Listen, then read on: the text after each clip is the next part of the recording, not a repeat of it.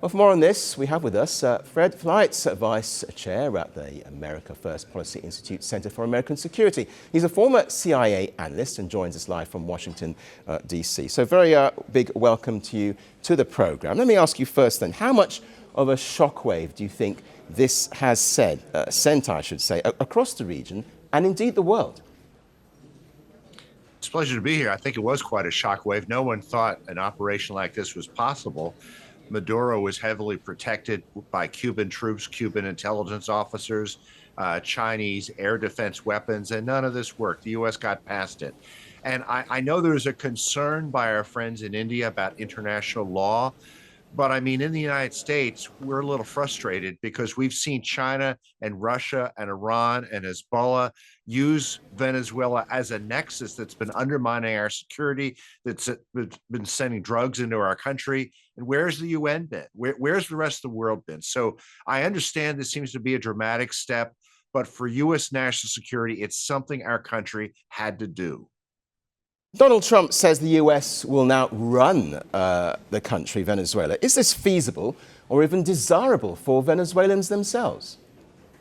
Well, that comment has been clarified, and it appears what the administration has in mind is to leverage the quarantine we have on oil trade with Venezuela to get the new government to reform.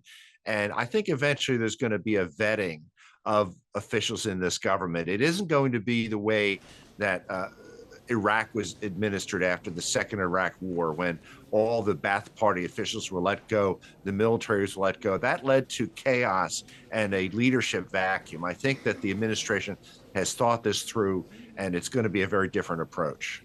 Let me ask you this. We've just heard news coming in that Maduro has been flown to a New York court now. How do you think that's going to play out?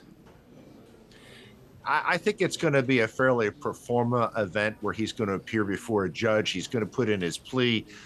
The government will read the charges, and then he will go back to prison. It's going to be about a year until he faces a trial. There's going to be a lot of motions by his team, by the government team. There's a lot of classified information that was used in this operation. That has to be sorted out to see what can be used in trial. So I think we're looking at early 2027 before there's a trial.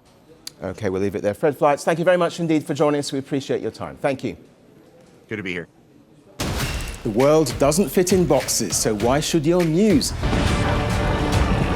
battlefields to negotiation tables, from internet outrage to real-world injustice. The conversations everyone is having and the ones they're avoiding. It's the same show, but this new year, Firstpost America gets a new look. I'm Cary Johnston, and this is Firstpost America.